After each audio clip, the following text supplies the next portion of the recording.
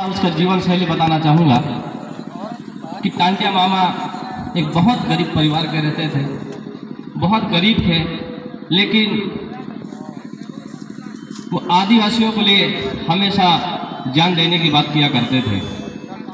और हमेशा जब भी अगर कोई निम्न समाज का, चाहे आदिवासी हो चाहे कोई भी गैर आदिवासी हो, जब भी अगर मुसीबत में पड़ता तो सबसे पहले वहाँ उपस्थित हो जाता था और निम्न समाज को हमेशा शादी विवाह करने में भी काफ़ी सहयोग देता था। साथ ही शिक्षा का हो, चाहे धन का हो, चाहे व्यापार का हो, किसी भी क्षेत्र में सबसे पहले आगे आया करता था। तो मैं साथियों कहना चाहूँगा कि अगर नेता बनना है तो टांटे मामा की तरह बनो। और उन्होंने, उनके बारे में जितना ज़्यादा बोले उतना भी कम है। और मैं दो शब्द पेशा एक्ट के बारे में रखना चाहूँगा कि पेशा एक्ट 1996 को लागू हुआ था, पर कुछ कारणवश अभी बंद हो गया था, जो कि अभी 15 नवंबर 2022 से चालू हुआ है। तो इसमें एक निर्माण समिति की आवश्यकता होती है, जो कि हमारे ग्राम पंचायत में अभी समिति का निर्माण नहीं हुआ है।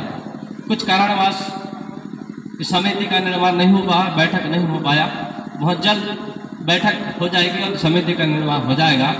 इस समिति से, जैसे कि हमारे अरुण जी ने जो बात कही बिल्कुल सही है कि इसमें जो पटवारी की बात हो, चाहे वन विभाग की बात हो, आपको जाने की आवश्यकता नहीं पड़ेगी।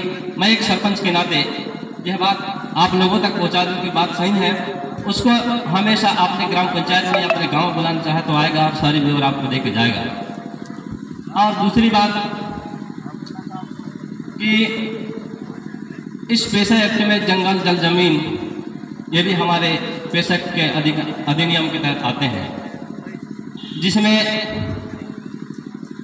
चाहे वह रेत के मामला हो, उसके लिए भी एक समिति का निर्णय किया जाएगा।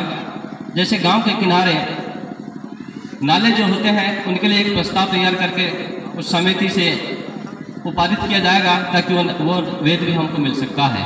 ऐसे लकड़ी की बात आती है साथियों, जो कि लकड़ी हम कभी वन विभाग के अधिकारी पकड़ लिया करते हैं, वो कभी हमें पकड़ नहीं पाएंगे। उसके लिए भी समिति, सब कुछ समिति ही है। समिति इतना पावरफुल है, समझने का कोशिश करेंगे साथियों। काफ़ी लोग पेशा एक्ट से, क्योंकि मैं भी ज़्यादा उतना समझ नहीं पाया हूँ, क्योंकि हमारा कभी ट्रेनिंग था, फिर भी उतना जानकारी दिया नहीं गया। जितना जानकारी मुझे दिया गया उतना आप लोगों के सामने अवगत करा दिया गया। और जो कि आप और हमारे काफ़ी मंच में व्यक्ति और भी अनुभवशील हैं, जो अच्छा से आपको अवगत कराएंगे। और मैं थोड़ी सी बात रखना चाहूँगा, कृषि व्यवसाय की बात जैसे होती है और आर्थिक व्यवस्था है, जो कि अगर हमें आर्थिक व्यवस्था अपनी मजबूत करनी है साथियों, तो धंधा, छोटा छोटा धंधा करना पड़ेगा। अगर हम छोटा छोटा धंधा नहीं कर पाएंगे साथियों, तो हम जैसे हैं वैसे ही रह पाएंगे।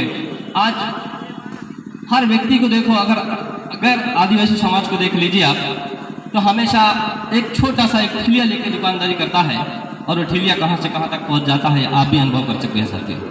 तो मैं सबसे पहले, क्या होता है, माँ बाप बड़े अच्छे से सपना देखा करते हैं कि मेरा बेटा को यहाँ से यहाँ तक पढ़ाऊँगा, ये बनाऊँगा, कलेक्टर बनाऊँगा, मैं तहसीलदार बनाऊँगा, कलेक्टर या राष्ट्रपति बनाऊँगा। ये बहुत सारे सपने देखते हैं साथियों, लेकिन हमारी आर्थिक व्यवस्था अच्छी नहीं होने के कारण हम उसका सपना साकार नहीं कर पाते हैं साथियों। इससे पहले सबसे पहले हमें तो ये है कि एक व्यापार की दुनिया में जाना पड़ेगा। व्यापार तो करना पड़ेगा, चाहे वो ठिलिया वाला हो, छोटा छोटा दुकानदारी हो, कुछ ना कुछ तो व्यापार करना पड़ेगा साथियों। तब जाके हम अपनी व्यापार को अच्छी तरह से बढ़ा पाएंगे, तब हम अपनी बच्चों का शिक्षा को अच्छी तरह से दे पाएंगे और उनके सपनों को साकार कर पाएंगे साथियों।